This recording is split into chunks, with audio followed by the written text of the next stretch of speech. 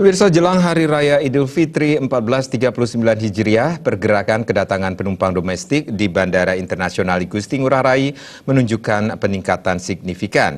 Berdasarkan data Posko Terpadu Monitoring Angkutan Lebaran pada 13 Juni atau H-2, kenaikan pergerakan pesawat di Bandara Ngurah Rai tidak hanya untuk rute domestik tetapi juga internasional.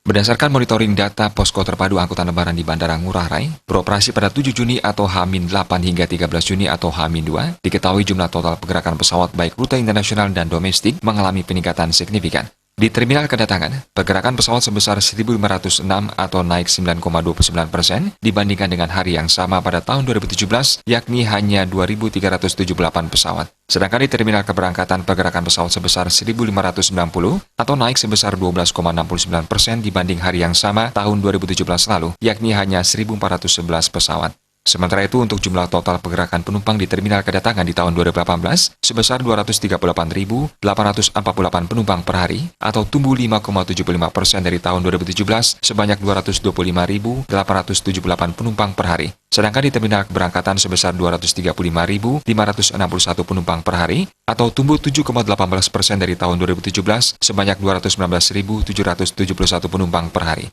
Naiknya pergerakan penumpang yang datang melalui Bandara Ngurah Rai dinilai karena Pulau Bali masih menjadi destinasi favorit saat liburan panjang seperti liburan Lebaran. Kita prediksinya kan keluar masuk sama tinggi. Karena kalau arus mudik di sini bukan arus mudik, arus wisatawan malahan. Karena yang mudik di Jakarta 1 orang, yang datang ke sini 5 orang. Kan gitu, keluarganya datang ke sini, pembantunya pada pulang kan. Nah, wisatawannya gitu. Nah, prediksi puncak itu mulai 89 untuk kedatangan. Setelah hari raya ada 2 kali. Ya, 2 kali itu kalau nggak salah pada Sabtu Minggu dan akhir dari liburan.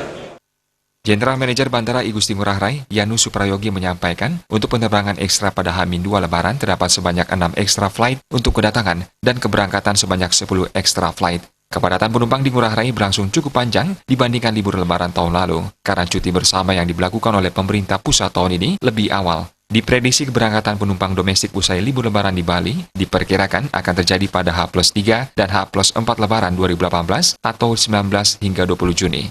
Indra Wijaya, Bali TV.